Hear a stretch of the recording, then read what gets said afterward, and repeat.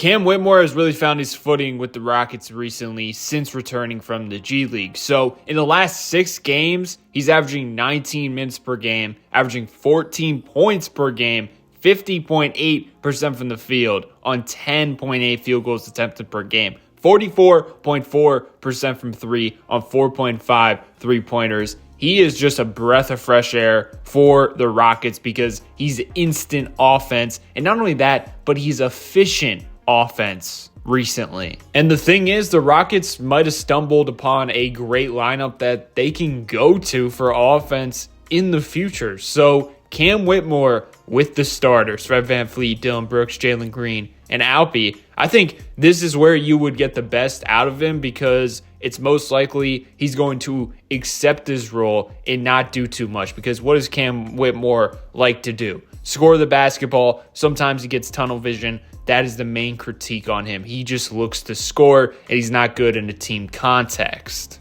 But here's the thing, that's more likely going to show up when he's with other bench players that don't have the clout or whatever it is as a Jalen Green or Şengün or VanVleet, you know what I'm saying? So it turns out in 10 minutes, Cam Whitmore with the starters has 134.8 offensive rating with a 71.4 defensive rating. Now, obviously, that's a very small sample size, so you can't, officially be like, oh my goodness, that's going to be a great offensive unit. You just can't do that. But I think it's worth investigating because, my goodness, this team needs to find a lineup that can consistently produce offensively. So Udoka can be like, oh, we're struggling offensively. Let's go to this unit for 5 minutes to see if we can get a spark. I personally would try to pair his minutes next to Şengün as much as you possibly can because Şengün's just, natural, make the right play type of player offsets Cam Whitmore's, I'm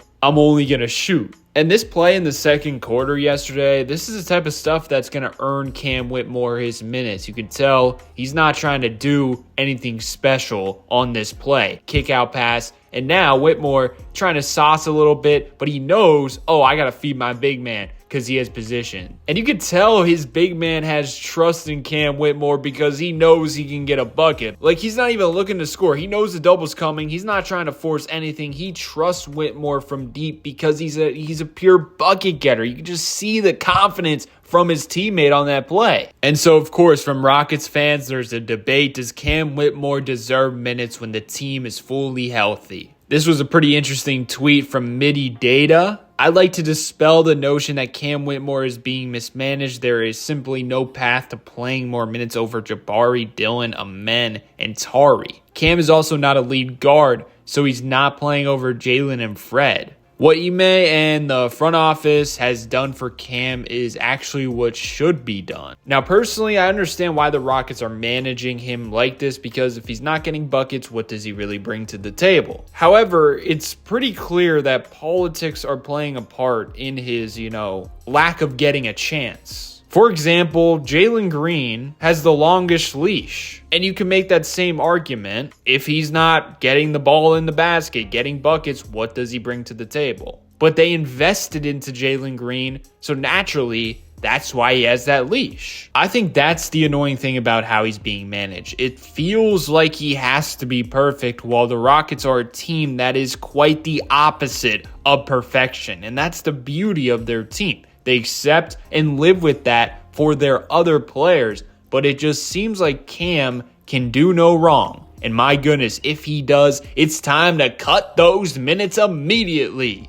And quite frankly, he has to be perfect. He doesn't have the benefit of being a lottery pick. He doesn't have a huge contract that front office invested into him. So he's not guaranteed minutes. What I just described is just the reality of the NBA that most fans ignore. And then on top of that, just looking at their offense, it's like, okay, maybe play the pure bucket getter who's 20 years old, give him a chance every single night. I don't know, maybe, just maybe. And like I said, I understand a short leash on Cam Whitmore, but it gets harder to understand when you look at how incompetent the Rockets look offensively. It would be one thing where if they're like the prime Golden State Warriors, where it's all about ball movement, cutting, and things like that. But that's not them. Their crunch time offense is just Fred VanVleet dribbling around for 20 seconds and then throwing a live grenade to someone and hoping to God they make it. You are not in a place to demand perfection from Cam Whitmore with how bad the offense is. I'm sorry. That's just my opinion. Am I crazy? Let me know your thoughts below.